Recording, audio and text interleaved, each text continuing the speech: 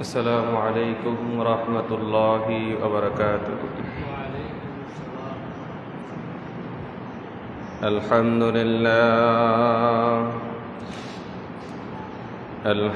لله رب العالمين الذي علم الإنسان ما لم يعلم.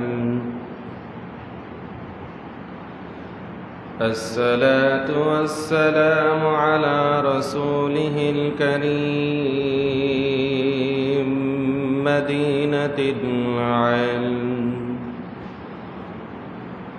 وعلى أساسها الهجرة أبي بكر الصديق رضي الله عنه، وعلى مجهر عدله الهجرة عمر رضي الله عنه، وعلى جنورين الهجرة عثمان رضي الله عنه، وعلى بابها الهجرة علي كرم الله وجهه، وعلى آله وصحابه وأولاده وأزواجه وذرياته وأهل بيته وأمته أجمعين برحمتك يا أرحم الراحمين. بسم الله الرحمن الرحيم. إن الله وملائكته يصلون على النبي يا أيها الذين آمنوا صلوا عليه وسلموا تسليما. اللهم صل على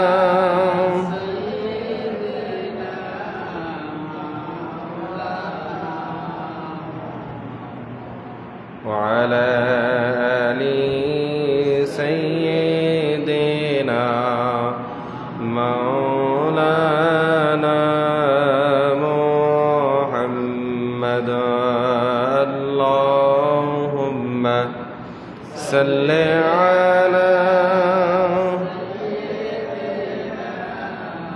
مولانا محمد وعلى آل سيدنا مولانا محمد. اللهم صل على مولانا محمد وعلى آل سيدنا مولانا محمد. اللهم صل على مولانا محمد وعلى آل سيدنا مولانا محمد. ফসল্লি লিরব্বিকা ওয়ানহার। আল্লাহ পাকের লাখো কোটি শুকরিয়া যে আল্লাহ আমাদের সকলকে শত ব্যস্ততার মাঝে বিভিন্ন সাংসারিক কাজ থেকে আল্লাহ তাআলা আমাদের সকলকে আজকের এই পবিত্র জুমার দিনে, গরিবের হজের দিনে আল্লাহর ঘর এই মসজিদে এসে একত্রিত হওয়ার তৌফিক দান করেছেন। এজন্য আমরা সকলে বলি আলহামদুলিল্লাহ। লক্ষ কোটি দুরূদ সালাম পেশ করছি আল্লাহর সৃষ্টির প্রধান আকর্ষণ, এই বিশ্বসভার সভাপতি, সমস্ত নবী রাসূলদের মাতার তাজ, শামসুল হিদায়াত, নুরুল হিদায়াত, সৈয়দুল মুরসালিন, রাহমাতাল লিল আলামিন, হযরত মুহাম্মদ রাসূলুল্লাহ সাল্লাল্লাহু আলাইহি ওয়াসাল্লামের উপর।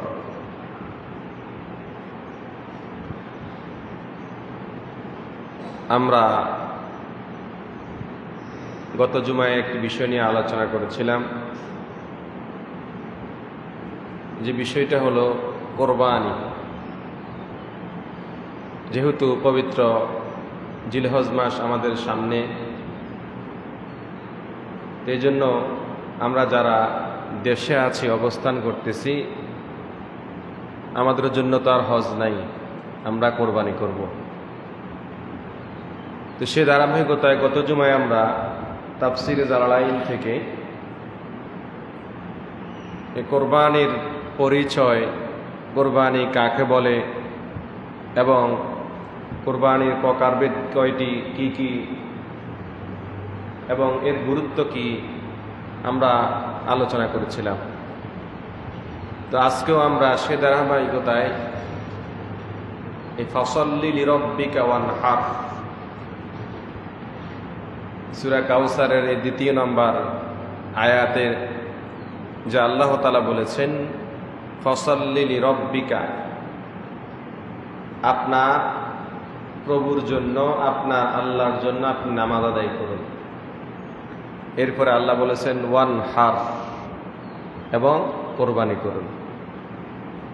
নামাজ আদায় করুন এবং কি করুন? কোরবানি করুন। তো আমরা সে আয়াতে ধারাবাহিকতা আজকে আমরা প্রথমে একটু তাফসির ইবনে কাসির থেকে দেখব। ফসল্লি লিরব্বিকা ওয়ানহার, আল্লাহ তাআলা যে বললেন নবীকে উদ্দেশ্য করে আপনি নামাজ আদায় করুন এবং এরপর আপনি কি করুন? কোরবানি করুন। এই ফসল্লি নামাজের মধ্যে আমরা গত জুমায় বলেছিলাম সেটা ফরজ নামাজও আছে এবং ফরজ নামাজের পরে সুন্নত, সুন্নতে জায়েদা, নফল। মোট কথা হলো নামাজ, যে নামাজগুলো আছে ফরজ সহকারে, যত নামাজ আছে ইবাদত বন্দেগীর জন্য, এই কেউ কেউ মুফাসসিরিন বলেছেন শুধু 5 ওয়াক্ত নামাজ, আবার কেউ কেউ বলেছেন শুধু নফল নামাজ, আবার কেউ কেউ বলেছেন সব নামাজ। তো সর্বশেষ আমরা যেটা তাফসির আলাইন থেকে দেখলাম যে এখানে ফসল্লি লিরব্বিকা ওয়ানহার বলতে আল্লাহ তাআলা এই নামাজকে ঈদের নামাজকে বুঝিয়েছে। কোন নামাজ? ঈদের নামাজ। যেহেতু ঈদের নামাজের পরে কি কোরবানি করা হয়, এই জন্য আল্লাহ তাআলা বলেছেন নামাজ আদায় করুন, নামাজ আদায়ের পরে কি করুন? কোরবানি। একমাত্র আল্লাহ তাআলার সন্তুষ্টির জন্য আপনি কি করুন? কোরবানি আদায় করুন। এই ফসল্লি লিরব্বিকা ওয়ানহার এই আয়াতের ব্যাখ্যায় আল্লাহ তাআলা তাফসির কোরআন বিল কোরআন, তাফসিরের মধ্যে সর্বোত্তম তাফসির হলো কোরআন বিল কোরআন, কোরআনের আয়াত দ্বারা কোরআনের তাফসির, কোরআনের আয়াত দ্বারা কোরআনের তাফসির সর্বশ্রেষ্ঠ তাফসির। যে এক আয়াতে আল্লাহ তাআলা কি বলেছেন, এই আয়াত দ্বারা, এই আয়াতকে অন্য একটা আয়াত দ্বারা তাফসির করা, তাফসির কোরআন বিল কোরআন, কোরআন থেকে কোরআনের তাফসির। তে ফসল্লি লিরব্বিকা ওয়ানহার, আপনি নামাজ পড়ুন এবং কোরবানি করুন। এই আয়াত দ্বারা আরেকটা আয়াতে আল্লাহ তাআলা বলতেছেন কুল, আপনি বলুন ইন্না সলাতি, যে এই যে আল্লাহ তাআলা যে এই আয়াতে বললেন আপনি কোরবানি করুন এবং নামাজ পড়ুন, তো এই কোরবানিটাকে আল্লাহ তাআলা এটা আরো ইস্টাবলিশ, আরো বৃদ্ধি করার জন্য এবার আল্লাহ তাআলা অন্য আয়াতে বলতেছেন ইন্না সালাতি, আমার নামাজ, অনুসুখী, আমার কুরবানি, ওয়া মাহইয়ায়া, এবং আমার জীবন, ওয়া মামাতি, আমার মরণ। ইন্না সালাতি ওয়া নুসুখি ওয়া মাহইয়ায়া ওয়া মামাতি লিল্লাহি রাব্বিল আলামিন। আমার নামাজ, আমার কুরবানি, আমার জীবন, আমার মরণ, আমার যাহা কিছু আছে সবকিছু কার জন্য? আল্লাহ তাআলার জন্য। এরপর আল্লাহ তাআলা বলতেছেন লা শারীকা লাহ, এই আল্লাহ তাআলার সাথে আর অন্য কারো কি শরীক নাই। ওয়া বিযালিকা উমিরতু, এবং আমাকে আদেশ করা হয়েছে, ওয়া আনা আউয়ালুল মুসলিমিন, আর আমি হলাম সর্বপ্রথম মুসলমান। তো আল্লাহ তাআলা এই আয়াতে লা শারীকা লাহ কেন বললেন? লা শারীকা লাহ কেন বললেন? আমরা যদি হাদিসে দেখতে পাই অথবা তাফসীরের মধ্যে দেখতে পাই যে তৎকালীন সময়ে, এই আয়াতের দ্বারা বলতেছি, তৎকালীন সময়ে আয়ামে জাহেলিয়াতের সময় কাফেররা গায়রুল্লাহর নামে সেজদা করত। কার নামে? আল্লাহ তাআলাকে বাদ দিয়ে অন্য কিছুর নামে কি করত? সেজদা করত। এবং আল্লাহ তাআলার জন্য কোরবানি বাদ দিয়ে তাহারা অন্য কিছুর নামে কোরবানি করত। কথা বুঝেছেন? গায়রুল্লাহর নামে তারা কি করত? কোরবানি করত, এবং তাহারা সেজদা দিত। কার নামে? গায়রুল্লাহর নামে। আল্লাহ তাআলাকে বাদ দিয়ে অন্য দেবদেবীর নামে তারা কি করত? সেজদা দিত, এবং ওই দেবদেবীর নামে তারা কি করত? কোরবানি করত। তো এই জন্য আল্লাহ তাআলা বলতেছেন, অন্য একটা আয়াতে আল্লাহ তাআলা বলতেছেন, তাদের এই যে আল্লাহ তাআলাকে বাদ দিয়া তাহারা যে অন্যের নামে সিজদা করে, অন্যের নামে কোরবানি করে, এটা শিরিক না? এটা কি শিরিক? তো এই যে তাদের এই কর্মকাণ্ডকে আল্লাহ তাআলা প্রতিহত করার জন্য, খণ্ডন করার জন্য এবার আল্লাহ তাআলা কোরআনের আরো একটি আয়াতে বলতেছেন যে লা তাকুলু মিম্মা লাম ইয়াজকুরিসমাল্লাহু আলাইহি ওয়া ইন্নাহু লাফিসক। আল্লাহ তাআলা বলতেছেন যে আল্লাহর নাম বাদ দিয়ে, যেই বিষয়ের মধ্যে আল্লাহ তাআলার নাম বাদ দিয়ে উল্লেখ করা হয় অন্য কিছুর নাম কি করা হয়? লা তাকুলু মিম্মা লাম ইয়াজকুরিসমাল্লাহু আলাইহি, আল্লাহর নাম উল্লেখ করা হয় নাই। যেমন তাহারা কোরবানি করতেছে, আমরা কোরবানির সময় কি করি? বিসমিল্লাহি আল্লাহু আকবার। তো আইয়ামে জাহিলিয়াতের সময় তাহারা আল্লাহর নাম নিয়ে এভাবে কোরবানি করতো না, তারা গায়রুল্লাহর নামে, দেবদেবীর নামে কি করত? কোরবানি করত। তো আল্লাহ তাআলা বলতেছেন যে লা তাকুলু মিম্মা লাম ইয়াজকুরিসমাল্লাহু আলাইহি, যে যেই কিছুতে আল্লাহ তাআলার নাম বাদ দিয়ে অন্য কিছুর নামে কোরবানি করা হয়, লা তাকুলু, তোমরা ওই কোরবানিকৃত পশু তোমরা খেও না। লা তাকুলু, তোমরা কি খেও না? খেও না। ওয়া ইন্নাহু লাফিসক, আর এটা হলো সবচাইতে বড় পাপ। সবচাইতে বড় কি পাপ? যেটা আইয়ামে জাহেলিয়াত যোগরা করত, আল্লাহ তাআলার নাম বাদ দিয়ে বিভিন্ন দেবদেবীর নামে কি করত? পূজা করত, কোরবানি করত। এবার আল্লাহ তাআলা বলতেছেন, আমার নাম বাদ দিয়ে যদি কেউ অন্য কিছুর নামে কি করে? কোরবানি করে, অন্য ব্যক্তির নামে কোরবানি করে, তাহলে ওই কোরবানিকৃত পশু তোমরা কি করো না? লা তাকুলু, তোমরা কখনো খেও না। এটা শিরক পর্যায়ে চলে গেছে। ওয়া ইন্নাহু লাফিসক, আর এটাই হলো উত্তম মহাপাপ, সবচাইতে বড় মহাপাপ। এর চাইতে আর কোনো বড় মহাপাপ নাই। তো এই জন্য আল্লাহ সাল্লাল্লাহু আলাইহি সাল্লাম যে বলতেছেন ফাসাল্লি লিরাব্বিকা ওয়ানহার, এই জন্য নবীজি কোরবানির নামাজ ঈদুল আজহার দিনে তিনি নামাজ আগে পড়তেন, তারপর ওয়ানহার কোরবানি করতেন, তারপরে আর কি করতেন? কোরবানি করতেন। এবার রাসূল সাল্লাল্লাহু আলাইহি সাল্লাম বলেছেন যে একটা হাদিস, কেউ যদি ঈদুল আজহার নামাজের আগে কোরবানি করে, কিসের আগে? ঈদুল আজহার নামাজের আগে কি করে? কোরবানি করে, তাহলে ওই তার জবাইকৃত পশুর গোস্ত খাওয়া হবে, কিন্তু তার কোরবানি আল্লাহ তাআলার কাছে কবুল হবে না। তার কোরবানি আল্লাহ তাআলার কাছে কি হবে না? কেন হবে না? নবীজি বলতেছেন ফাসাল্লি, আগে নামাজ পড়ো, তারপরে কি করো?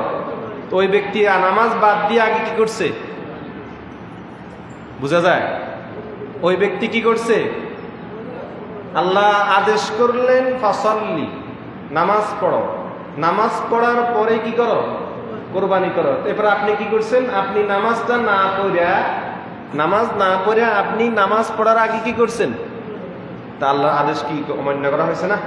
অমান্য করা হয়েছে। এই জন্য নবীজি বলতেছেন যে কেউ যদি নামাজের আগে কোরবানি করে, কেউ যদি নামাজের আগে কি করে? কেউ যদি নামাজের আগে কোরবানি করে, তাহলে তার ওই কোরবানি শুধু গোস্ত খাওয়া হবে, কিন্তু তার ওই কোরবানি কবুল হবে না। কথা বুঝেছেন? এখন এবার আসেন আমরা একটু কোরবানির যে আমরা যে এই যে কোরবানিটা আমরা করি, এই কোরবানিটা আসলেই মূলত কি? সাহাবীরা রাসূল সাল্লাল্লাহু আলাইহি সাল্লামকে জিজ্ঞাসা করতেছেন যে ক্বালা আসহাবু রাসূলিল্লাহি সাল্লাল্লাহু আলাইহি ওয়াসাল্লাম, যে আল্লাহ রাসূলকে সাহাবীরা জিজ্ঞাসা করতেছেন যে ইয়া রাসূলুল্লাহ মা হাযিহিল আদাহিয়্যু, আমরা যে এই যে কোরবানিটা করি, মা হাযিহিল আদাহিয়্যু, আমরা যে এই যে কোরবানিটা করি আসলে এই কোরবানিটা মূলত কি? সাহাবীদের প্রশ্ন নবীজির কাছে, মা হাযিহিল আদাহিয়্যু, আমরা যে কোরবানিটা আমরা করি আসলে এই কোরবানিটা মূলত কি? প্রশ্ন। এবার রাসূল সাল্লাল্লাহু আলাইহি সাল্লাম এবার তাদের প্রশ্নের উত্তর দিচ্ছেন। ক্বালা রাসূলুল্লাহ সাল্লাল্লাহু আলাইহি ওয়াসাল্লাম সুন্নাতু আবিকুম ইব্রাহিম আলাইহিস সালাম। সুবহানাল্লাহ। যে এই যে তোমরা যে কোরবানিটা করো, কোরবানিটা তোমরা করতেছো, এটা হলো তোমাদের পিতা ইব্রাহিম আলাইহিস সালামের সুন্নত। সুবহানাল্লাহ। কার সুন্নত? আমাদের পিতা, আমাদের জাতির পিতাকে ইব্রাহিম আলাইহিস সালাম। মুসলিম জাতির পিতাকে মিল্লাতা আবিকুম ইব্রাহিম হুয়া সাম্মাকুমুল মুসলিমিন। মুসলমান জাতির পিতাকে ইব্রাহিম আলাইহিস সালাম। তো তোমরা যে এই যে কোরবানিটা করো এটা হলো সুন্নাতা আবিকুম ইব্রাহিম আলাইহিস সালাম। এই কোরবানিটা হলো তোমাদের পিতা ইব্রাহিম আলাইহিস সালামের কি? সুন্নত। তোমাদের পিতা ইব্রাহিম আলাইহিস সালামের কি? সুন্নত। তার মানে এবার আপনি প্রশ্ন করবেন, হুজুর কোরবানি কি এর আগে ছিল না? হ্যাঁ ছিল।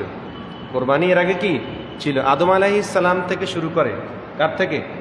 আদম আলাইহিস সালাম থেকে শুরু করে এই কোরবানির ধারাবাহিকতা চলে আসছে। ওটা আমরা সামনে ইনশাআল্লাহ আলোচনা করব। তো এই সুন্নত মানে কি? এই সুন্নত হলো, এটা হলো ইব্রাহিম আলাইহিস সালামের একটা ধারাবাহিকতা। দেখি ইব্রাহিম আলাইহিস সালাম যে কোরবানিটা করছেন, এই কোরবানিটা হলো ইব্রাহিম আলাইহিস সালামের কি একটা ধারাবাহিকতা, একটা ধারাবাহিকতা। এই ধারাবাহিকতাকে কি বলা হয়? সুন্নত বলা হয়েছে। তার মানে আমরা দেখলাম এই যে আমরা কোরবানিটা করি, এই কোরবানিটা মূলত কার সুন্নত? আমাদের জাতির পিতা হযরত ইব্রাহিম আলাইহিস সালামের কি সুন্নত। এবার আসেন আমরা একটা বিষয় জানলাম, যেটা কোরবানিটা আমাদের পিতা ইব্রাহিম আলাইহিস সালামের সুন্নত। এবার আসেন আমরা কোরবানির ফজিলত সম্পর্কে আমরা জানবো। কোরবানির গুরুত্ব কি, ফজিলত পরে আসবে। আমরা কোরবানির গুরুত্ব সম্পর্কে আমরা জানবো। এটার গুরুত্ব এমন বেশি যে কোরআনে আল্লাহ তাআলা বলতেছেন ইন্না সালাতি ওয়া নুসুকি ওয়া মাহইয়ায়া ওয়া মামাতি লিল্লাহি রাব্বিল আলামিন। এতই গুরুত্ব আল্লাহ তাআলা দিয়েছেন, রাসূলকে বলতেছেন বলুন ইন্না সালাতি, আমার নামাজ, ওয়া নুসুকি, আমার কোরবানি, ওয়া মাহইয়ায়া, আমার জীবন, ওয়া মামাতি, আমার ইন্তেকাল, ওয়া মামাতি লিল্লাহি রাব্বিল আলামিন, আমার যাবতীয় সব কিছু কার জন্য? এই আয়াতে আল্লাহ তাআলা কোরবানির গুরুত্ব বুঝাইছেন। কি বুঝাইছেন? কোরবানির গুরুত্ব বুঝাইছেন। তা আমরা এ প্রসঙ্গে একটি হাদিস দেখব, যে হাদিসটা রাসূল সাল্লাল্লাহু আলাইহি সাল্লাম থেকে বর্ণিত হয়েছে। হযরত ইবনে ওমর রাদিয়াল্লাহু তাআলা আনহু বর্ণনা করেছেন। হযরত ইবনে ওমর রাদিয়াল্লাহু তাআলা আনহু বর্ণনা করেছেন যে রাসূল সাল্লাল্লাহু আলাইহি সাল্লাম থেকে বলা হয়েছে আকামা রাসূলুল্লাহ সাল্লাল্লাহু আলাইহি ওয়াসাল্লাম বিল মাদিনাতি 10 সিনিন। যে রাসূল সাল্লাল্লাহু আলাইহি সাল্লাম যখন মক্কা থেকে মদিনায় হিজরত করে আসছেন, আকামা রাসূলুল্লাহ সাল্লাল্লাহু আলাইহি সাল্লাম বিল মাদিনাতি 10 সিনিন। রাসূল সাল্লাল্লাহু আলাইহি সাল্লাম যখন মক্কা থেকে মদিনায় হিজরত করে আসছেন, ওনার ইন্তেকালের আগ পর্যন্ত মদিনায় 10 বছর ছিলেন। কয় বছর? 10 বছর মদিনায় ছিলেন। তো ইবনে ওমর রাদিয়াল্লাহু তাআলা বলতেছেন আকামা রাসূলুল্লাহ সাল্লাল্লাহু আলাইহি সাল্লাম 10 সিনিন। রাসূল সাল্লাল্লাহু আলাইহি সাল্লাম মদিনাতে 10 বছর ছিলেন ইদহি 10 সিনিন ইদহি। তিনি যে 10 বছর মদিনাতে ছিলেন, এই 10 বছরের কোনো বছরই তিনি কোরবানি বাদ দেন নাই। বুঝেন না অনেক কথা, বুঝেন নাই তো সুবহানাল্লাহ বললেন না যে আপনারা গুরুত্ব বুঝেন না মনে হয়। রাসূল সাল্লাল্লাহু আলাইহি সাল্লাম আবার বুঝেন, কথা বোঝা যায় আমার। রাসূল সাল্লাল্লাহু আলাইহি সাল্লাম কয় বছর ছিলেন? হিজরত করে আসছেন, মক্কা থেকে মদিনায় কি আসছেন? হিজরত করে আসছেন ইন্তেকালের আগ পর্যন্ত। ইন্তেকালের আগ এখন বোঝা যায়? জি, এটা আমার থাক, আমি একটু সরাই রাখছি যেহেতু এটা প্রতিবন্ধকতা হয়ে যায় না। ইন্তেকালের এখন বোঝা যায়। ইন্তেকালের আগ পর্যন্ত রাসূল সাল্লাল্লাহু আলাইহি সাল্লাম মদিনায় কয় বছর ছিলেন? 10 বছর ছিলেন। এই 10 বছরে রাসূল সাল্লাল্লাহু আলাইহি সাল্লাম কোন বছরে কুরবানি কি করেন নাই? কত গুরুত্বপূর্ণ দেখছেন? নবীজি 10 বছরের কোন বছর কোরবানি কি করেন নাই? বাদ দেন নাই। দেখছেন সুবহানাল্লাহ, কত গুরুত্বপূর্ণ একটি ইবাদত কোরবানি। আর অথচ আমরা অবহেলা। কোরবানি আমরা কি করি? এমন এমন লোক আছে কোরবানি ওয়াজিব হয়ে আছে, কিন্তু ওই ব্যক্তি কোরবানি কি করে না, আদায়। কত কপাল পোড়া। অথচ নবীজি 10 বছর মদিনাতে ছিলেন, হিজরত করে আসার পরে এই 10 বছরের কোন বছর নবীজি কি করেন না, কোরবানি বাদ দেন না। এই প্রসঙ্গে আমরা একটি হাদিস দেখব। রাসূল সাল্লাল্লাহু আলাইহি সাল্লাম কোরবানির গুরুত্ব সম্পর্কে বলতেছেন। দেখেন, যাদের এই হাদিসটা খুব গুরুত্বপূর্ণ হাদিস, যাদের কোরবানি ওয়াজিব হয়ে আছে, কোরবানি দেওয়ার সামর্থ্য আছে, কি আছে? কোরবানি দেওয়ার সামর্থ্য আছে, অথচ সে কোরবানি কি এই তাদের বিরুদ্ধে নেবেন নবীজি বলতেছেন। দেখেন কি বলতেছেন, কঠোরভাবে বলতেছেন নবীজি, বলতেছেন মান কানা লাহু সাআতুন ওয়া লাম ইদহি, যেই ব্যক্তির কোরবানি দেওয়ার ক্ষমতা আছে, যে ব্যক্তির কোরবানি দেওয়ার কি আছে? ক্ষমতা আছে, ওয়া লাম ইদহি, কিন্তু সে কোরবানি কি করে নাই? দেয় নাই। এবার নবীজি বলতেছেন ফালা ইয়াকরাবান্না মুসাল্লানা, সেই ব্যক্তি যেন আমাদের ঈদগাহের মুসল্লায়, ঈদগাহের মাঠে অথবা ঈদগাহের জামাতে নামাজ পড়তে না আসে। নাউজুবিল্লাহ। বুঝছেন? আপনার উপর কোরবানি ওয়াজিব, আপনি কোরবানি কি করলেন না?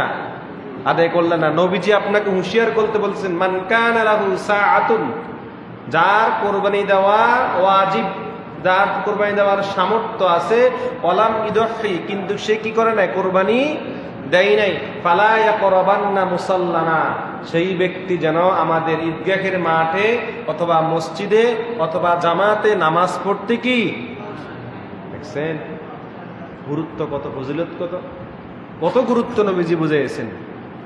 তার মানে এবার বোঝা গেল আমাদের যাদের কোরবানি, যাদের উপরে কোরবানি, আমরা সামনে আলোচনা করব কি কি জন্য কোরবানি এটা ওয়াজিব, আমরা আলোচনা করব। তার মানে যাদের উপরে কোরবানিটা ওয়াজিব হয়ে গেছে, সে অবশ্যই কি করতে হবে? কোরবানি আদায় করতে হবে। কথা বুঝেছেন? এখন এ প্রসঙ্গে আমরা আরেকটি বিষয় আমরা দেখব।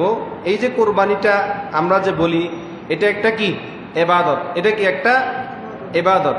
এই ইবাদতটা আল্লাহ তাআলা বলতেছেন ওমা খালাকতুল জিন্না ওয়াল ইনসা ইল্লা লিয়াবুদুন, যে আমি জিন এবং ইনসানকে সৃষ্টি করেছি লিয়াবুদুন, একমাত্র আমার ইবাদতের জন্য। কার জন্য?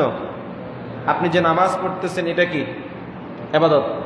নামাজটা কি ইবাদত, এবং এটা সর্বশ্রেষ্ঠ ইবাদত। নামাজ কি? আমরা প্রথম জুমা আমরা আলোচনা করেছি যে ইন্নাস সালাতা তানহা আনিল ফাহশাই ওয়াল মুনকার ওয়া লাযিকরুল্লাহি আকবার। নামাজটা হলো সবচেয়ে বড় ইবাদত, উত্তম জিকির, এর চেয়ে আর কোনো বড় ইবাদত নাই। আপনি 5 ওয়াক্ত নামাজ পড়তেছেন, এটা একটা ইবাদত। আপনি নফল নামাজ আদায় করতেছেন, এটা একটা কি ইবাদত। আপনি জাকাত ফরজ হয়েছে, জাকাত আদায় করবেন, এটা কি একটা ইবাদত। রমজান মাসে সদকাতুল ফিতর আপনার জন্য ওয়াজিব, আপনি দিবেন, এটা কি ইবাদত। যত কিছু আপনি করেন নিয়ত খালেস করে, কারণ নিয়ত কি? নিয়তের ভিত্তিতে নিয়ত করে আপনি যাহা কিছু করেন না কেন সবকিছু কি আপনার ইবাদতের অন্তর্ভুক্ত। তেমনি কোরবানিটাও ওই যে ইন্না সালাতি ওয়া নুসুকি, আমার নামাজ আমার কোরবানি, এই কোরবানিটাও একটা কি? একটা ইবাদত, একটা কি ইবাদত। এজন্য আল্লাহ তাআলা বলতেছেন আমি বনি আদমকে, জিন এবং ইনসানকে সৃষ্টি করেছি একমাত্র আমার ইবাদতের জন্য। কিসের জন্য? ইবাদতের জন্য। তার মানে কোরবানিটাকে একটা ইবাদত। তো যাদের উপরে কোরবানি ওয়াজিব হয়ে যাবে সেই ব্যক্তি অবশ্য কোরবানি কি করতে হবে? আদায় করতে হবে, যেহেতু এটা কি ইবাদত। এটা কি দেখছেন, এটা হলো একটা ইবাদত। এই ইবাদত থেকে আপনি কেন গাফিল হবেন? আপনি 5 ওয়াক্ত নামাজ পড়তে পারতেছেন না, যে কোনো কারণে আপনি 5 ওয়াক্ত নামাজ কি পড়তে পারতেছেন না, মসজিদে আসতে পারতেছেন না, যাকাত ফরজ হয়েছে আপনি যাকাত দিচ্ছেন না, যাকাত কি দিচ্ছেন না, নামাজ পড়তে পারতেছেন না। এই যে ফরজের ঘাটতিগুলো আপনার হয়ে যাচ্ছে, নামাজ পড়া কি ফরজ না? নামাজ পড়া কি ফরজ? এই যে নামাজ পড়াটা 5 ওয়াক্ত নামাজ পড়াটা ফরজ, এই 5 ওয়াক্ত নামাজটা না পড়ার কারণে ইবাদতের ঘাটতি হয়েছে না? ইবাদতের কি হয়েছে? দেখেন আল্লাহ কত বড় রহমান রহিম। আল্লাহ জানে যে বান্দা এটা অলসতা করবেন, ইবাদত করতে পারবে না। 5 ওয়াক্ত নামাজ কি আল্লাহ দেখে না? জানে। তো আল্লাহ এই 5 ওয়াক্ত নামাজে ফরজিয়াত আপনি আদায় করতে পারেন নাই, এটার কাফারা স্বরূপ এমন কিছু ইবাদত আল্লাহ তাআলা আমাদেরকে দিয়ে দিয়েছেন যে ইবাদতের মাধ্যমে আমার ওই গুনাহগুলো ঝরে যাবে। বিশ্বাস হয়নি? বিশ্বাস একটা রাত্রেই তো যথেষ্ট। ইন্না আনজালনাহু ফি লাইলাতুল কদর ওয়া মা আদরাকা মা লাইলাতুল কদর লাইলাতুল কদরি খায়রুম মিন। দেখছেন, এক রাত্র। কয় রাত্র? আপনি সারা বছর নামাজ পড়তে পারেন নাই, এটা আপনার ইমানের দুর্বলতা। এটা আপনার কি ইমানের দুর্বলতা, আপনি নামাজ আদায় করতে পারেন নাই। কিন্তু আল্লাহ বলতেছেন, আহা, হাসরের দিন আল্লাহ তাআলা বান্দাদেরকে ডাকবেন যে বান্দা তুই তো নামাজ পড়তে পারস নাই, তোকে কি আমি শবে কদর রাত্রি দেই নাই? দিছিনি? তোকে কি আমি শবে বরাতের রাত্রি দেই নাই? দিছিনি? তোকে কি আমি আশুরার রাত্রি দেই নাই? দিছিনি? তোকে কি আমি এই আপনার মিলাদুন্নবী ঈদে মিলাদুন্নবীর রাত্রি দেই নাই? দিছিনি? তোকে কি আমি ঈদের রাত্রি দেই নাই? ঈদের রাত্রি দিছে তো, সামনে ঈদুল আজহা আসছে, ঈদের রাত্রি। তোকে আমি ঈদের রাত্রি দিলাম, তোকে আমি শবে বরাত দিলাম, তোকে আমি শবে কদর দিলাম। কোথায় ছিলি তুই? মসজিদ তো খালি ছিল। মসজিদকে তালা মারি দেস, মারেনি? কিছু আলেম আছে, আহা বড় দুঃখের বিষয়, শবে বরাতের রাত্রিতে ইবাদত করা যাবে না, মসজিদে তালা মারি দেয়। বড় কপাল। এটা কিয়ামতের আলামত। এটা কি ইবাদত থেকে মানুষকে কি সরায় দেয়? ইবাদত থেকে মানুষকে দূরে সরায় দেয়। এটা কি আমাদের জন্য খারাপ না ভালো?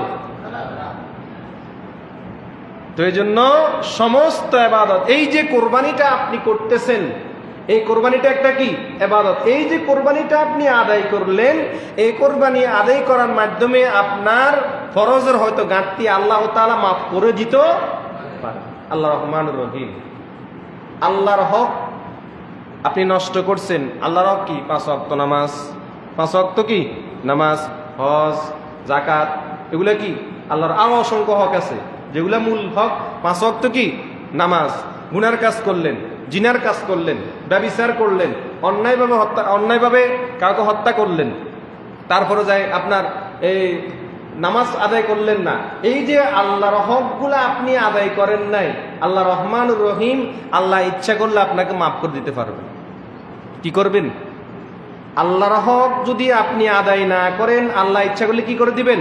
মাফ করে দিবেন। তবে বান্দার হক কখনো আল্লাহ তাআলা কি করবেন না? মাফ করবেন না। অন্যায়ভাবে কারো জমিন দখল করা, অন্যায়ভাবে বাইরা বনেগো সম্পদ মারি খাওয়া, আসেনি এলাকাতে? আসেনি? হ্যাঁ, বড় কঠিন বিষয়। যে একটা উদাহরণ দিচ্ছি আর কি। অন্যায়ভাবে বাইরে বোনের হক মারি খানা, হরবাই হয়ে থাকবো, থাক, ইজার আইন দরকার নাই। ইজারও ওই বাপের দিনের সম্পদের যে খালের ভিত্তি আছে, হিয়ান দেয়। আর কথা কি অযুক্তি কথা কইছি নাকি? কির ভিত্তি দেয়? দিলি দিন দে, ওই নদী ভাঙ্গি লই যাবো দুদিন হিয়ান দে। এগুলা কার? বন্দার হক, ভাই বোনের হক, ভাইয়ের হক, বোনের হক, বাবার হক, মায়ের হক, এগুলা বান্দার হক। অন্যায়ভাবে কাউকে হত্যা করছেন, অন্যায়ভাবে কারো জমিন দখল করে নিছেন, অন্যায়ভাবে কারো কাছ থেকে কোনো কিছু কিনতে নিছেন, এগুলা বান্দার হক। এই হকগুলা আল্লাহ তাআলা বান্দা মাফ করেন ছাড়া আল্লাহ কখনো মাফ করবেন না। তো এই যে আপনি আল্লাহর হক নষ্ট করলেন, এটা কোরবানি করলেন, এই কোরবানির উসিলায় আল্লাহ আপনার এই যে ফরজের ঘাটতিগুলো আপনাকে কি করে দিতে? পূরণ করে দিতে পারেন না পারে না? আল্লাহ রহমান রহিম। আল্লাহ বলেছেন লা তাকনাতু মির রাহমাতিল্লাহ, তোমরা আমার রহমত থেকে কেউ না নিরাশ, যতই গুনাহ করো, ইন্নাল্লাহা ইয়াগফিরুয যুনুবা জামিআ, বান্দা তোমার কত গুনাহ তোমার যত গুনাহ করো না কেন, তোমার গুনার একটা সীমাবদ্ধতা আছে, তবে আমি আল্লাহ আমার রহমতের কোনো সীমাবদ্ধতা নাই। সুবহানাল্লাহ। ইন্নাল্লাহা ইয়াগফিরুয যুনুবা জামিআ ইন্নাহু হুয়াল গফুরুর রহিম, আমি আল্লাহ ক্ষমা করনেওয়ালা, আমি রহম করনেওয়ালা, আমার কাছে মাফ চাও। আল্লাহ শবে কদর রাত্রিতে আল্লাহ অনেক অন্যায় করছে, আল্লাহ তোমার রহমত থেকে নিরাশ হয় নাই, আল্লাহ তোমার রহমতের উসিলা মাফ করে দাও, মাফ করবেন ইনশাআল্লাহ। এজন্য কোরআন আয়াতে বলতেছে লা তাকনাতু মির রাহমাতিল্লাহ, আমার হক নষ্ট করো, লা তাকনাতু মির রাহমাতিল্লাহ, মাফ করে দেবো। কিন্তু বান্দার হক নষ্ট করবে, এবার রাত লাকনাতু রাহমাতিল্লাহ হইতো না। কোরআন এই আয়াত দ্বারা আল্লাহ তাআলা বলতেছেন আমার হক নষ্ট করো, মাফ করে দিব, কিন্তু বান্দার হক ওই ব্যক্তি মাফ না করা ছাড়া আমি মাফ করব না। কথা বুঝেছেন এখন? এই জন্য আল্লাহ তাআলা বলতেছেন ওয়ামা খালাকতুল জিন্না ওয়াল ইনসা ইল্লা লিয়াবুদুন, আমি জিন এবং ইনসানকে আমার ইবাদতের জন্য কি করেছি? সৃষ্টি করেছি। তো কোরবানিটাও কি একটা ইবাদত? কোরবানি কি একটা ইবাদত? কথা বুঝেছেন এখন? এবার আসেন আল্লাহ তাআলা এবার বলতেছেন যে আমরা যে প্রথমে বললাম আয়ামে জাহিলিয়াতে যাহারা আল্লাহ তাআলার নাম বাদ দিয়ে গায়রুল্লাহর নামে কোরবানি, দেবদেবীর নামে কি আয়ামে জাহিলিয়ার লোকেরা করতো, কাফেররা করতো, আল্লাহর নাম বাদ দিয়ে গায়রুল্লাহর নামে কি করতো? তাহারা কোরবানি করে, কত বড় জাহিলির জগৎ, তাহারা কোরবানি করে, কোরবানির ওই যে আপনার রক্তগুলো আছে, কি আছে? রক্তগুলো আছে পশুর যে জবা প্রবাহিত রক্ত, এই রক্তগুলো তারা কাবার দেওয়ালের মধ্যে মাখিয়ে দিত। দেখছেন কত বড় গোমরাই ছিল তারা। কাবার দেওয়ালের মধ্যে কি দিত? মাখিয়ে দিত, মানে এইভাবে কাবার দেওয়ালের মধ্যে রক্ত লাগা দিত। কত বড় জাহিলিয়াত ছিল। তখন তাহারা আল্লাহ তাআলার নাম বাদ দিয়ে, আল্লাহর নামে বাদ দিয়ে গায়রুল্লাহর নামে কি করতো? কোরবানি। এবার আল্লাহ তাআলা বলতেছেন যে রাসূলের হাদিস হযরত আলী রাদিয়াল্লাহু তাআলা আনহু বর্ণনা করেছেন। কে?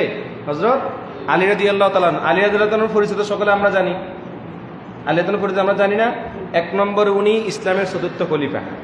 এক নম্বরে কি? ইসলামের চতুর্থ খলিফা। রাসূল সাল্লাল্লাহু আলাইহি ওয়াসাল্লামের আপন চাচাতো ভাই। রাসূল ইসলামের কি আপন চাচাতো ভাই, এবং নাবালকদের মধ্যে সর্বপ্রথম ইসলাম ধর্ম গ্রহণকারী ছেলেদের মধ্যে সর্বপ্রথম যাহারা ছেলে ছিল, যুবকদের মধ্যে সর্বপ্রথম ইসলাম গ্রহণ করছে কে?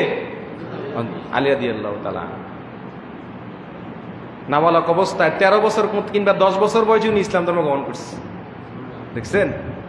তো সে আলী রাদিয়াল্লাহু তাআলা আনহু বলতেছেন রাসূলুল্লাহ সাল্লাল্লাহু আলাইহি ওয়াসাল্লাম থেকে ইরশাদ করা হয়েছে যে কি লাআনাল্লাহু মান যাবাহা লিগাইরিল্লাহ, যেই ব্যক্তি লিগাইরিল্লাহ গায়রুল্লাহর নামে, আল্লাহ তাআলার নাম বাদ দিয়ে অন্য কিছুর নামে যে ব্যক্তি জবাই করলো, লাআনাল্লাহ, আল্লাহ তাআলা তার প্রতি লানত দেন।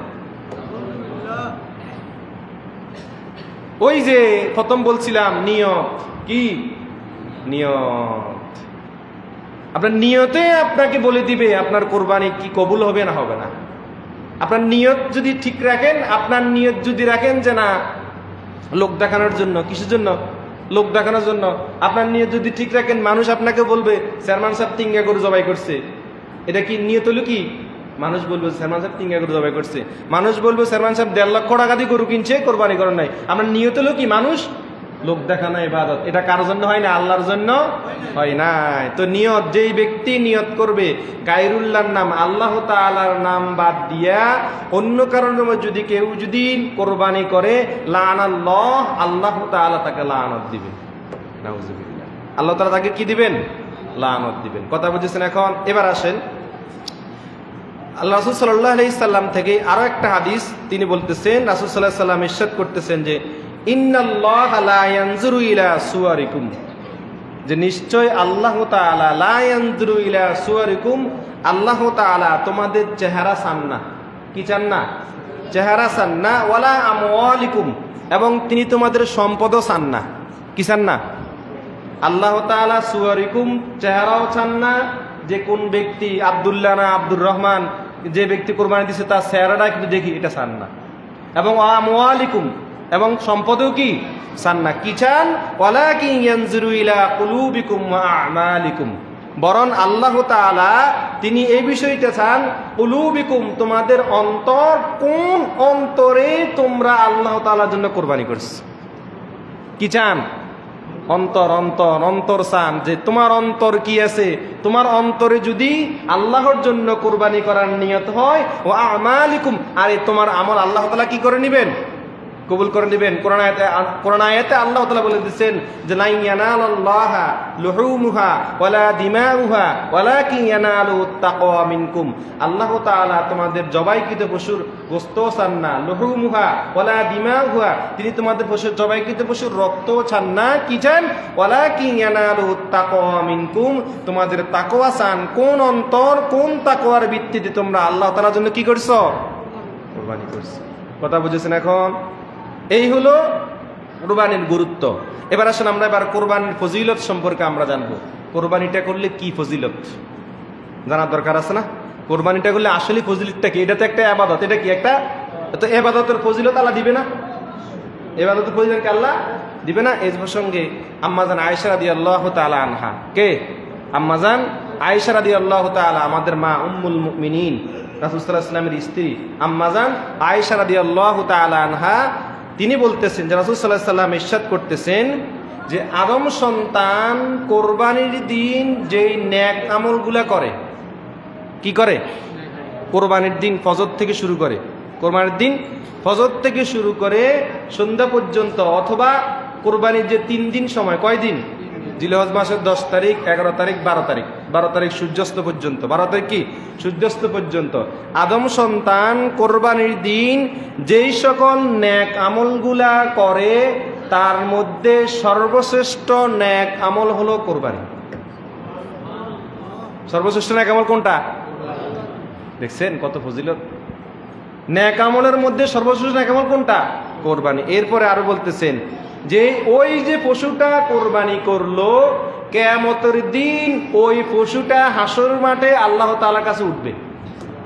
কি উঠবে? এবং শিং, তার পশম, তার খুর সহ নিয়ে ওই পশুটা হাসরের দিন আল্লাহ তাআলার কাছে উঠবে সাক্ষী হিসেবে। কি হিসেবে?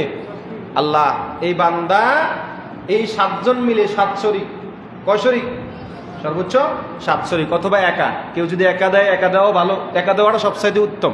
একা দেওয়া কি সবচাইতে উত্তম, যেহেতু শরীকদের মধ্যে বিভিন্ন নিয়তের জামিলা আছে। এটা আমরা সামনে আলোচনা করবো ইনশাআল্লাহ। শরীকদের মধ্যে কি আছে? নিয়তের জামিলা থাকলে কোরবানি কারো কি আমরা ইনশাআল্লাহ আলোচনা করব।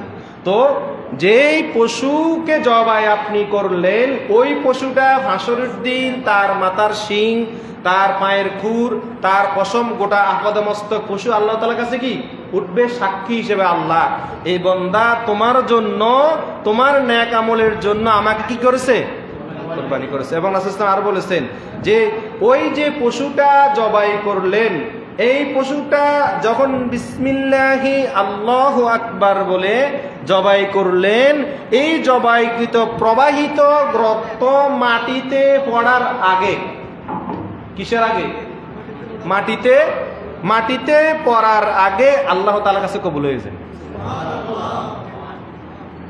মাটিতে পড়ার আগে আল্লাহ তাআলার কাছে কি হয়ে যায়? সত্য কি? নিয়ত। একটাই সত্য, আপনি নিয়ত ঠিক, রক্ত মাটিতে পড়ার আগে আল্লাহ তাআলার কাছে কি হয়ে যাবে? কবুল হয়ে যাবে। এবং এই পশুটার দ্বারা যে কবুল হয়ে গেল, এই কবুলিয়তটা আল্লাহ তাআলা সহজে কি করে নেবেন? গ্রহণ করে নেবেন। এবার আসেন আমরা আরেকটি হাদিস দেখব কোরবানির ফজিলত সম্পর্কে। যে হাদিসটা হযরত যায়েদ ইবনে আকরাম রাদিয়াল্লাহু তাআলা আনহু থেকে বর্ণিত হয়েছে যে রাসূল সাল্লাল্লাহু আলাইহি সাল্লামকে সাহাবারা জিজ্ঞাসা করলেন যে ক্বালা আসহাবু রাসূলিল্লাহি সাল্লাল্লাহু আলাইহি সাল্লাম মা হাযিহিল আদাহিয়্যু, যে আল্লাহ রাসূল, আমরা যে কোরবানিটা করি, এই কোরবানিটা আসলে মূলত কি? তখন এবার রাসূল সাল্লাল্লাহু আলাইহি ওয়াসাল্লাম বললেন ক্বালা সুন্নাতু আবিকুম ইব্রাহিম আলাইহিস সালাম, এই যে কোরবানিটা তোমরা করতেছো, এটা হলো তোমাদের পিতা ইব্রাহিম আলাইহিস সালামের কি সুন্নত। এই সুন্নত মানে ধারাবাহিকতা। এই সুন্নত কি? ধারাবাহিকতা। অথচ কোরবানি ইতিহাসটা আদম আলাইহিস সালাম থেকে। কার থেকে? আদম আলাইহিস সালাম থেকে। তবে আমরা যে কোরবানিটা করি ইব্রাহিম আলাইহিস সালামের ধারাবাহিকতা হিসেবে আমরা করি। এবার সাহাবীরা রাসূল সাল্লাল্লাহু আলাইহি ওয়াসাল্লামকে প্রশ্ন করতেছেন, এই যে আমরা কোরবানিটা করলাম, ইয়া রাসূলুল্লাহ, ক্বালু ফামা লানা ফিহা ইয়া রাসূলুল্লাহ, আমরা যে কোরবানিটা করলাম এই কোরবানিটার মধ্যে আমাদের লাভ কি? সাহাবীদের প্রশ্ন, আমরা যে কোরবানিটা করলাম, ত্যাগ করলাম, এই যে 15,000 টাকা, 20,000 টাকা, 12,000 টাকা সম্পদ ত্যাগ করলেন না, করবেন না? করবেন তো? এই যে ত্যাগটা যে আমরা করলাম এতে লাভ কি? ফামা লানা ফিহা ইয়া রাসূলুল্লাহ, এই যে কোরবানিটা আমরা করলাম এই কোরবানিটার কারণে আমাদের লাভ কি? এবার রাসূল সাল্লাল্লাহু আলাইহি ওয়াসাল্লাম বলতেছেন, ক্বালা বিকুল্লি শাআরাতিন হাসানাতুন, সুবহানাল্লাহ। রাসূল সাল্লাল্লাহু আলাইহি ওয়াসাল্লাম বলতেছেন, এই যে তোমাদের জন্য একটা লাভ হলো এই কোরবানির পশুর গায়ের যতগুলো পশম আছে প্রত্যেকটা পশমের বিনিময়ে এক একটা করে সওয়াব দেওয়া হবে। এবার কত পশম এবার আপনি গুনতে পারবেন? হ্যাঁ, গোনা যাবে? পশুর গায়ের পশম কি গোনা যাবে? না। দেখেন ক্বালা রাসূল বলতেছেন বিকুল্লি শাআরাতিন হাসানাতুন, যে প্রত্যেকটা পশুর গায়ের যত পশম আছে অগণিত অসংখ্য পশম, ওই যত পশম আছে অগণিত অসংখ্য পশম, সব পশমের এক একটার জন্য এক একটা সওয়াব আল্লাহ তাআলা দিয়ে দিবেন। এবার রাসূল সাল্লাল্লাহু আলাইহি ওয়াসাল্লাম আরো জিজ্ঞাসা রাসূল সাল্লাল্লাহু আলাইহি ওয়াসাল্লামকে সাহাবীরা জিজ্ঞাসা করলেন, ক্বালু ফাসসুফা ইয়া রাসূলুল্লাহ, ফাসসুফা ইয়া রাসূলুল্লাহ, যে রাসূল সাল্লাল্লাহু আলাইহি ওয়াসাল্লাম এই যে সওয়াবটার কথা আপনি বললেন এটা কি বেড়ার ক্ষেত্রেও প্রযোজ্য? কিসের ক্ষেত্রে? অনেক আছে বেড়া দিয়ে কোরবানি দেয়, বেড়া আছে না, বেড়া দিয়ে কোরবানি দেওয়া জায়েজ আছে, বেড়া কি কোরবানি দেওয়া জায়েজ আছে। তো অনেকে যে বেড়া দিয়ে কোরবানি দেয়, এবার সাহাবীরা প্রশ্ন করলেন যে ফাসসুফ ইয়া রাসূলুল্লাহ, এই যে বেড়া দিয়ে যে কোরবানি দেয় এই সওয়াবটা কি বেড়ার ক্ষেত্রেও প্রযোজ্য? তখন এবার রাসূল সাল্লাল্লাহু আলাইহি ওয়াসাল্লাম বললেন, ক্বালা বিকুল্লি শাআরাতিন মিনাস সুফি হাসানা, যে হ্যাঁ এই সওয়াবটা বেড়ার ক্ষেত্রেও প্রযোজ্য। কেউ যদি বেড়া দিয়ে কোরবানি দেয়, বেড়ার গায়ে যত পরিমাণ পশম আছে ওই পশমটাও কি আল্লাহ তাআলার কাছে কি কবুল হয়ে যাবে, এবং ওই পশমের উসিলায় আল্লাহ তাআলা এক একটা পশমের কারণে একটা সওয়াব, অগণিত অসংখ্য সওয়াব, অগণিত অসংখ্য সওয়াব আল্লাহ তাআলা আমাদেরকে দিয়ে দিবেন।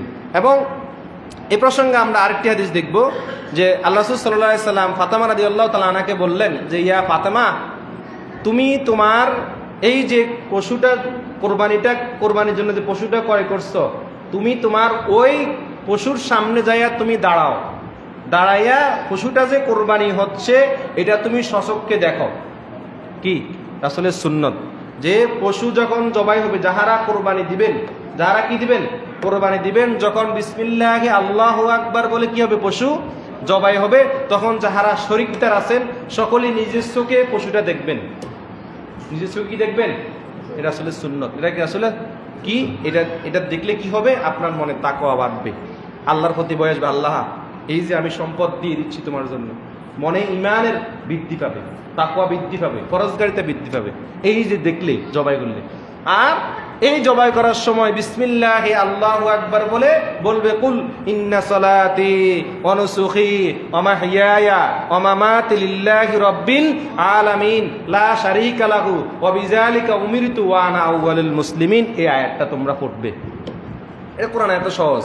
ইন্না সালাতি ওয়া নুসুকি ওয়া মাহইয়ায়া ওয়া মামাতি লিল্লাহি রাব্বিল আলামিন লা শারীকা লাহু ওয়া বিযালিকা উমিরতু ওয়া আনা আউয়ালুল মুসলিমিন। তখন এবার রাসূল সাল্লাল্লাহু আলাইহি সাল্লামকে সাহাবীরা জিজ্ঞাসা করলেন যে, ইয়া রাসূলুল্লাহ, হাযা লাকা ওয়া লি আহলি বাইতিকা খাসসাতান, যে আপনি যে বললেন যে জবাইকৃত পশুর রক্ত জমিনে পড়ার আগে আল্লাহ তাআলা কি করে নেবেন? কবুল করে নেবেন। এটা কি আপনার আহলে বাইতের জন্য খাস? সাহাবীদের প্রশ্ন, এটা কি আপনার আহলে বাইতের জন্য খাস নাকি আমভাবে? তিনি আর বলতেছেন, ফাহাল যালিকা আনতুম আমলিল মুসলিমিনা আম্মাতান, আপনি যে বললেন যে পশু জবাই করার আগে, রক্ত জমিনে পড়ার আগে আল্লাহ তাআলা গুনাহ মাফ করে দিবেন, আল্লাহ তাআলা কবুল করে নেবেন, এই আমলটা কি আপনার আহলে বাইতের জন্য খাস নাকি সকল মুসলমানদের জন্য খাস? তখন এবার রাসূল সাল্লাল্লাহু আলাইহি ওয়াসাল্লাম বলতেছেন, বাল্লিল মুসলিমিনা আম্মাতান, এটা আমার শুধু আহলে বাইতের জন্য না, এটা হলো সমস্ত মুসলমানদের জন্য। এটা কি সমস্ত মুসলমানদের জন্য এই আমল। এই আমলটা সমস্ত কি জন্য?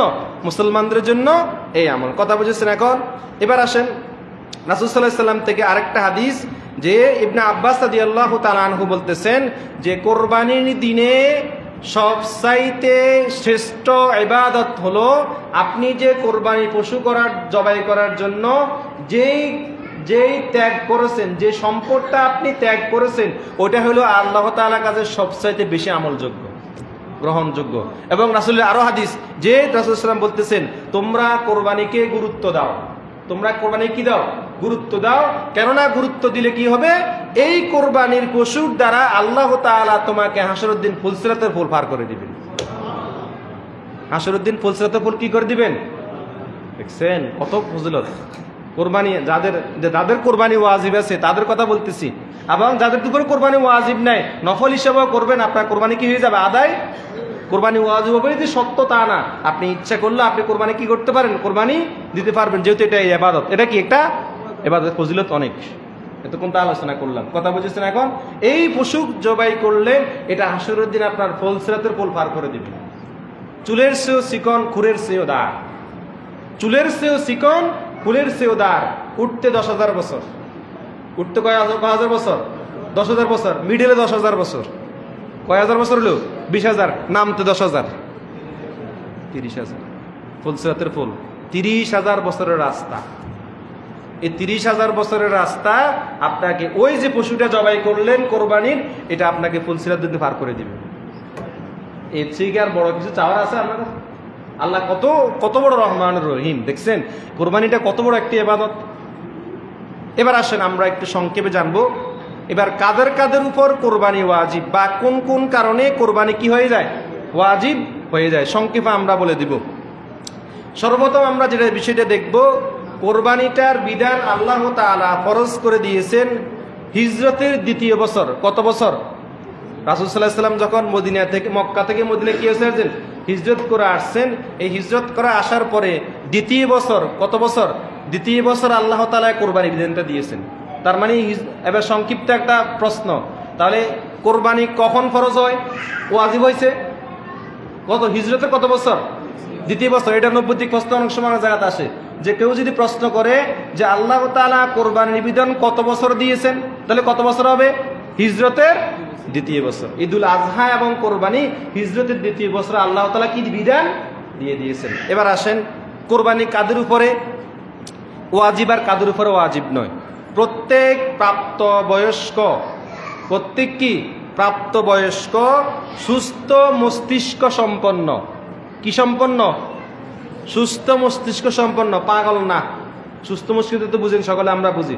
প্রত্যেক প্রাপ্তবয়স্ক সুস্থ মস্তিষ্ক সম্পন্ন, স্বাধীন, স্বাধীন বলতে কি কোনো গোলামি না, মালিকের বাধ্যতামূলক না, মালিকের বাধ্যতামূলক ছাড়া, মালিকের বাধ্যতামূলক ছাড়া, যার কোনো মালিক কি নাই, স্বাধীন সচ্ছল ব্যক্তি।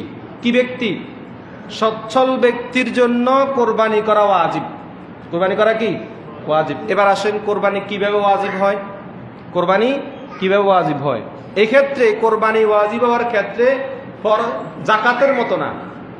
জাকাত যেমন পূর্ণাঙ্গ 1 বছর, কয় বছর, পূর্ণাঙ্গ 1 বছর, 7.5 ভরি স্বর্ণ, 7.5 ভরি স্বর্ণ অথবা 52.5 ভরি রূপা, 7.5 ভরি স্বর্ণ অথবা 52.5 ভরি কি রূপা, এই পরিমাণ সম্পদ থাকুক অথবা মূল স্বর্ণ অথবা রূপা থাকুক, এটা 1 বছর ঘুরলে, কয় বছর, সম্পদ থাকুক অথবা ওই সোনা থাকুক অথবা রূপা থাকুক অথবা ওই পরিমাণ কি থাকুক, টাকা অথবা কি থাকুক, সম্পদ থাকুক, সেটা আপনার ব্যাংকে থাকুক, আপনার ঘরের আলমারিতে থাকুক, বা অন্য কাছে আমানত রাখছেন, কারো কাছে কি আমানত রাখছেন। বাৎসরিক লেনদেন শেষ করে আপনি দেখলেন যে আপনার এই 1 বছর পুরো সম্পদগুলা কি বিদ্যমান আছে, এই তখন যার উপরে 1 বছর বিদ্যমান থাকবে তার উপরে জাকাত কি হয়ে যাবে, ফরজ হয়ে যাবে। তবে কোরবানির ক্ষেত্রে হলো 3 দিন। কয় দিন? কোরবানির 3 দিন। জিলহজ মাসের 10 তারিখ, 11 তারিখ, 12 তারিখ। জিলহজ মাসের 10 তারিখ, 11 তারিখ, 12 তারিখ। ওই 7.5 ভরি স্বর্ণ অথবা 52.5 ভরি কি রূপা, 52.5 ভরি কি রূপা, এই জিনিসগুলা থাকুক অথবা এই জিনিস সমপরিমাণ সম্পদ থাকুক, কি থাকুক, টাকা থাকুক। যেমন রূপা বর্তমান ধরেন না 52 তোলা রূপা, রূপার দাম ধরেন না 1 লক্ষ টাকা, কয় লক্ষ টাকা ধরেন না, কত লাখ, 1 লক্ষ, কত টাকা, 1 লক্ষ টাকা। বুঝি, হিসাব বোঝার জন্য বুঝছি, হয়তো আরো কমও হতে পারে, কি আরো কম হতে, রূপার দাম কি কমও হতে পারে, স্বর্ণের দাম তো বেশি, রূপা দিয়ে ধরেন, তো রূপা দিয়ে ধরলেন আপনার কাছে 52.5 ভরি রূপা আছে, স্বর্ণ নাই, ধরেন স্বর্ণ কি নাই, রূপা আছে। এই 52 ভরির রূপা যদি আপনার কয়দিন থাকে? 3 দিন। জিলহজ মাসের 10 তারিখ, 11 তারিখ, 12 তারিখ যদি 3 দিন থাকে, ওই 3 দিন থাকা মানে আপনার উপর কোরবানি ওয়াজিব। 3 দিন থাকে কি আপনার উপর কোরবানি ওয়াজিব। আর যদি রূপা না থাকে, ওই রূপার সমপরিমাণ টাকা থাকে, 1 লাখ টাকা, ধরেন না কয় লাখ টাকা আছে? 1 লাখ টাকা আছে, হয় ব্যাংকে আছে বা ঘরের আলমারিতে আছে বা কাউকে আমানত দিছেন। কাউকে কি দিছেন? আমানত দিছেন। আপনি হিসাব করলে দেখলেন যে 1 লাখ টাকা আমার 3 দিন থাকবে, 3 দিন কি থাকবে, তাহলে আপনার উপর কোরবানি কি হয়ে যাবে? ওয়াজিব হয়ে যাবে। কোরবানি ওয়াজিব হয়ে যাবে। কথা বুঝেছেন এখন? তার মানে কোরবানি ওয়াজিব হওয়ার জন্য বিষয় কি ক্লিয়ার তো? যদি 7.5 ভরি, আমি আবার রিপিট করছি, যদি 7.5 ভরি স্বর্ণ থাকে কয়দিন? কয়দিন? 3 দিন। অথবা 7.5 ভরির সমপরিমাণ টাকা, কি স্বর্ণ নাই, কি আছে? টাকা আছে, তাহলে ওই ব্যক্তির উপর কোরবানি কি ওয়াজিব 3 দিন থাকলে।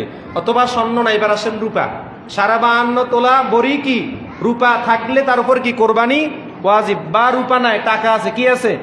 টাকা আছে, তার উপর কোরবানি কি ওয়াজিব। এবার আরেকটা মাসালা জানেন, স্বর্ণ এবং রূপা মিলাইয়া, ভালো করে বুঝেন, দোনোটা আলাদা আলাদা নাই, কিন্তু আপনার কাছে স্বর্ণ কদ্দুরে আছে, আবার রূপাও কি এরকম থাকে না? আমনগো নাই, মা বোনে কোথায় আছে? আমরা কি স্বর্ণ ব্যবহার করেন নাকি? মা বোনদের আছে না? অথবা আপনাদের ওই স্বর্ণ এবং রূপা দোনোটা মিলাইয়া রূপার টাকা হয়েছে, কি হয়েছে? 1 লাখ টাকা হয়েছে। স্বর্ণ কদ্দুরে আছে, বা স্বর্ণ কদ্দুরে লাগে রূপা কদ্দুরে কি আছে, এরকম থাকে না অনেকের? 100 ভরি স্বর্ণ আছে, 100 ভরি স্বর্ণের লগে দেখেছে রূপা আছে 1 ভরি, 2 ভরি, 3 ভরি, এরকম থাকে না অনেকের? যদি এই স্বর্ণ এবং রূপা দুইটা মিলাইয়া কারো কাছে যদি টাকা থাকে, অথবা কারো কাছে যদি সম্পদ থাকে, দুইটা মিলাইয়া, তাহলে তার উপরও কোরবানি কি ক্লিয়ার তো? এবার আপনারা এবার বাড়িতে যাই হিসাব করেন কার কার উপর এবার কোরবানি ওয়াজিব। আর বুঝতে মাসার অসুবিধা নাই তো? এবার বাড়ি যাই হিসাব করবেন, যেহেতু এটা ইবাদত, আমার দায়িত্ব আমি জানাই দিছি, এবার বাড়িতে যাই হিসাব করবেন আমার কাছে কি আছে না আছে, হুজুর যে বললো এটা আছে কিনা, যদি থাকে আপনাদের সকলের উপর কোরবানি কি হয়ে যাবে? ওয়াজিব হয়ে যাবে। আল্লাহ তাআলা আমাদের সকলকে যেন যেই বিষয়টা আজকে আলোচনা করলাম, এটা কি গুরুত্বপূর্ণ একটা বিষয় না? আমাদের সকলকে যেন এটা আমল করার তৌফিক দান করুন। সকলে বলুন আমিন। যারা সুন্নত পড়েন না, সারাগা সুন্নত পড়েন না।